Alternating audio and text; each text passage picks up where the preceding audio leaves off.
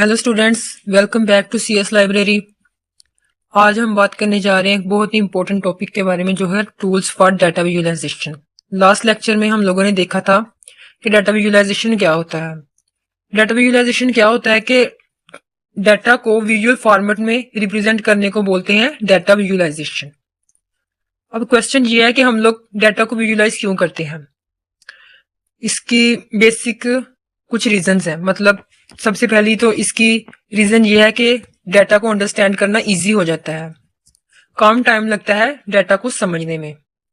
दूसरी रीजन इसकी ये है कि हम लोग अफेक्टिव तरीके से डिसीजन मेकिंग कर सकते हैं, मतलब डिसीजन मेकिंग फास्ट हो जाती है। ठीक है, अब हम लोग देखते हैं कि डाटा विजुअलाइजेशन के लिए कौन कौन से टूल्स हैं जो हम लोग यूज कर सकते हैं। ठीक है, ग्राफ्स और चार्ट्स को बनाने के लिए हम लोग कौन से टूल्स को यूज कर सकते हैं।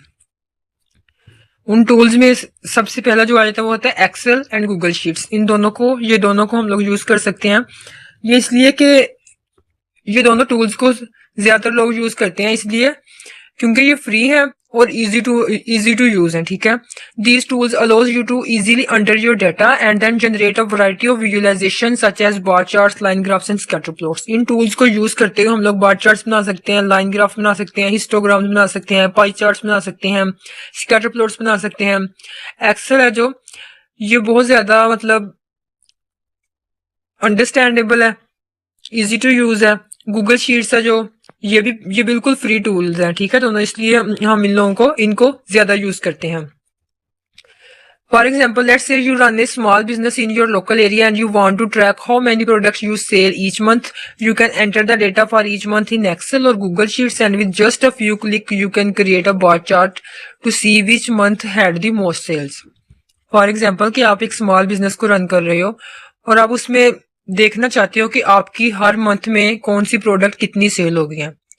तो उसके लिए अब आप अगर एक साल हो गया अगर आपकी बिजनेस को, तो अब अगर आप लोग देखेंगे हर मंथ में कौन सी जो है वो हमारी प्रोडक्ट ज्यादा सेल हुई है, तो इसमें बहुत ज्यादा टाइम लगेगा अगर हम नंबर्स को देखेंगे, इंफॉर्मेशन सेव को देखेंगे। ठीक है, तो इसके लिए हम लोग क्या करेंगे कि चार्ट्स बना लेंगे। तो हम चार्ट को देखकर उसी वक्त हम लोग बता सकते हैं कि हमारी कौन सी प्रोडक्ट किस मंथ में ज्यादा सेल हुई है। ठीक है, इससे हम लोग ज्यादा जो है वो अच्छे तरीके से डिसीजन मेकिंग कर सकते हैं कि हमें कौन सी चीज का स्टॉक ज्यादा करना है और हमारी कौन सी जो प्रोडक्ट है वो ज्यादा सेल हुई है। इसलिए हम लोग चार्ट्स का और इसका यूज करते हैं, हम ग्राफ्स का यूज करते हैं। ठीक है, अब नेक्स्ट क्वेश्चन ये है कि हम इसको क्रिएट किस तरह से कर सकते हैं, ग्राफ्स और चार्ट्स को किस तरह से क्रिएट कर सकते हैं। ठीक है, इसके लिए सबसे फर्स्ट स्टेप होता है एंटर योर डेटा। मतलब जो आपके पास डाटा है आपके बिजनेस का, जितना भी आपके पास है डाटा, उसको आप एंटर करेंगे गूगल शीट्स में या फिर एक्सेल में। Start by entering your data into the spreadsheet. Example, in one column you could have the months January, February and in another column the sales figure for each month. एक column में आप लोग रखेंगे months और दूसरे column में आप लोग रखेंगे अपने सेल्स फिगर को। ठीक है, उसके बाद आता है select the data. Second step में आपने क्या करना है कि डाटा को सिलेक्ट करना है।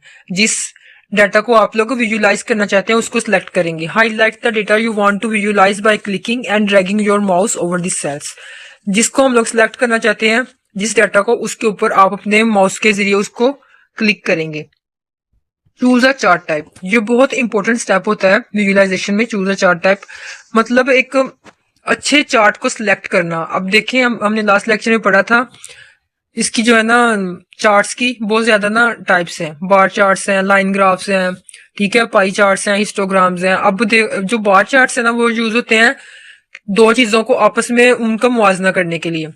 इसी तरह से जो लाइन चार्ट्स हैं वो ट्रेंड्स को देखने के लिए यूज होते हैं। तो ये बहुत जरूरी होता है कि चार्ट टाइप जो है वो हम लोग अच्छे तरीके से उसको सिलेक्ट करें कि कौन सा चार्ट इस चीज के लिए इफेक्टिव होगा। Click on the insert tab and select the type of chart you want to create. Bar chart, line graph, जो भी आप लोग जो है वो चार्ट को सिलेक्ट करना चाहते हैं। उसके बाद आ जाता है customise the chart. Customise the chart का मतलब है कि आप लोग अब चार्ट को कस्टमाइज कर सकते हैं कि एक्स एक्सिस पर आप कौन सी वैल्यू रखेंगे, वाई एक्सिस पर आप कौन सी वैल्यू रखेंगे। ठीक है, you can add labels to your chart to make it clear, such as labeling the x-axis with the months and the y-axis with the sales figure. This makes the chart easier to interpret. ठीक है, अगर आप लोग इस तरह से chart को label कर लेंगे तो ये आपको समझने में भी आसानी रहेगी। Understanding statistical representation. When you create a visualization, it's important to understand what the chart is telling you. And the last step है कि जब आप लोग उसको चार्ट को क्रिएट कर लेती हो तो आपने उस विजुअलाइजेशन को अंडरस्टैंड करना है कि वो चार्ट आपसे क्या कह रहा है एक्चुअली में, ठीक है। तो ये है कुछ टूल्स हैं जो इसके लिए यूज होते हैं डाटा विजुअलाइजेशन के लिए। इसके लिए एक्सेल यूज होता है ज्यादातर, गूगल शीट्स यूज होते हैं, लेकिन अगर हम लोग इसमें जाएं ना, मशीन लर्निंग मॉडल्स में जाएं, अगर हम लोग इसको मशीन लर्निंग मॉडल्स को डेवलप करने की तरफ जाएं तो इसमें ना हम लोग पाइथन की लाइब्रेरीज को यूज करते हैं डाटा विजुअलाइजेशन के लिए, जिस तरह के ये सीबॉन को यूज करते हैं, मैटप्लॉटलिब को यूज करते हैं डाटा को विजुअलाइज करने के लिए, ठीक है।